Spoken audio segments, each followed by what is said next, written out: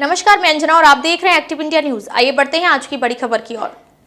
आज एक बार फिर से बिहार के मुख्यमंत्री नीतीश कुमार को लेकर अटकलें तेज हो गई हैं और कयास लगाए जा रहे हैं कि नीतीश कुमार एक बार फिर से पलटी मार सकते हैं और ये पलटी नीतीश बाबू को प्रधानमंत्री भी बना सकती है। आपको बता दें कि कांग्रेस और आरजेडी ने नीतीश कुमार को खुला ऑफर दिया है। यदि नीतीश ने एनडीए सरकार से समर्थन वापस ही लेते हैं तो केंद्र की सरकार हिल जाएगी और एक बार फिर से भारत और बिहार में बड़ा खेला हो सकता है और सरकार भी गिर सकती है। अगले वर्ष से बिहार में भी विधानसभा चुनाव है और इस बार फिर से नीतीश कुमार कोई रिस्क नहीं लेना चाहते, क्योंकि महाराष्ट्र में एकनाथ शिंदे के चेहरे पर बीजेपी ने चुनाव लड़ा था, परंतु ज्यादा सीटें आते ही देवेंद्र फडणवीस को मुख्यमंत्री बना दिया। तो नीतीश को पता है बिहार में भी बीजेपी नीतीश के साथ ये खेला कर सकती है।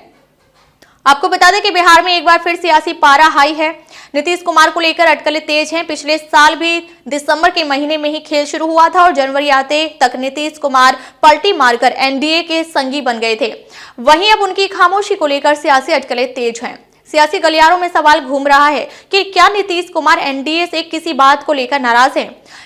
इसी सवाल को ढाल बनाकर आरजेडी ने भी अपनी चाल चल दी है। लालू यादव के करीबी नेता और आरजेडी विधायक भाई वीरेंद्र ने नीतीश कुमार को खुला ऑफर दे दिया है। हो सकता है फिर खेला हो जाए। शुक्रवार को बेगूसराय में पत्रकारों से बातचीत के दौरान भाई वीरेंद्र ने कहा कि राजनीति में कुछ भी संभव है। राजनीति तो परिस्थितियों का खेल है। हो सकता है बिहार में फिर खेला हो जाए। कोई परमानेंट दोस्त या दुश्मन नहीं होता। भाई वीरेंद्र ने आगे कहा कि अगर नीतीश कुमार सांप्रदायिक शक्तियों को छोड़कर आएंगे तो हम उनका स्वागत करेंगे। आरजेडी विधायक ने यह भी कहा कि राजनीतिक में कोई भी परमानेंट दोस्त या दुश्मन नहीं होता। सियासी पारा हाई। बता दें कि आरजेडी विधायक के इस बयान से बिहार में सियासी पारा हाई हो गया है। हालांकि नीतीश कुमार कई बार सार्वजनिक मंचों से यह बात कह चुके हैं कि वह भारतीय जनता पार्टी को छोड़कर कहीं भी नहीं जाएंगे। गौरतलब है कि तेजस्वी यादव भी अपनी पूरी नजर सियासी घटनाक्रम पर बनाए हुए हैं। तेजस्वी यादव ने बीते दिनों कहा था कि बिहार की सरकार दिल्ली से चल रही है। केंद्रीय गृह मंत्री अमित शाह इस सरकार को चला रहे हैं। सीएमओ पर बीजेपी का कब्जा हो चुका है। जदयू के 4 नेता बीजेपी के संपर्क में हैं, 2 दिल्ली और 2 पटना में। पिछले साल दिसंबर 2023 का महीना था जब बिहार की सियासत में खेला हुआ था। हर किसी को याद है कि जब नीतीश कुमार की खामोशी ने बड़ा खेल कर दिया था। देखते ही देखते आरजेडी से दूरियां इतनी बढ़ गईं कि उन्होंने एनडीए के साथ जाने का फैसला कर लिया था। तेजस्वी ने कहा था कि हमारे चाचा को बीजेपी ने हाईजैक कर लिया है। तेजस्वी ने यह भी कहा था कि नीतीश कुमार ने उनसे इस बारे में बात तक नहीं की थी। पिछले साल की तर्ज पर इस बार भी नीतीश कुमार ने चुप्पी साध रखी है और बीजेपी नेताओं के पिछले बयानों से खास नाराज नजर आ रहे हैं। चाहे गृह मंत्री अमित शाह के डॉक्टर भीमराव अंबेडकर पर दिए गए बयान हो या फिर आदिवासी के बारे में, नीतीश कुमार चुप ही हैं।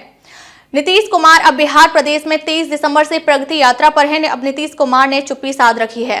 जिन मुद्दों पर उम्मीद थी कि नीतीश कुमार अपनी राय रखेंगे, जैसे कि वक्फ बोर्ड के संशोधन विधेयक, 1 नेशन 1 इलेक्शन और अमित शाह के डॉक्टर भीमराव अंबेडकर के बयान पर भी नीतीश कुमार ने चुप्पी साध रखी। या तक कि दिल्ली के मुख्यमंत्री अरविंद केजरीवाल की चिट्ठी पर भी नीतीश कुमार कुछ नहीं बोले और कोई जवाब नहीं दिया। यहाँ तक कि बिहार प्रदेश में पटना, दरभंगा और पूर्णिया में हुए मर्डर पर भी नीतीश कुमार ने एक शब्द नहीं बोला। अब देखना यह है कि नीतीश की ये चुप्पी मोदी सरकार को हिला पाएगी या नहीं, या फिर विपक्ष ऐसे ही मीडिया में नीतीश कुमार के कंधे पर बंदूक रखकर राजनीतिक रोटियां सेक रहा है। एक्टिव इंडिया के editor in chief Shankar Dheiva के अनुसार नीतीश कुमार यदि महापलटी मारेंगे तो मुख्यमंत्री की कुर्सी के लिए नहीं, प्रधानमंत्री की कुर्सी के लिए दांव चलेंगे।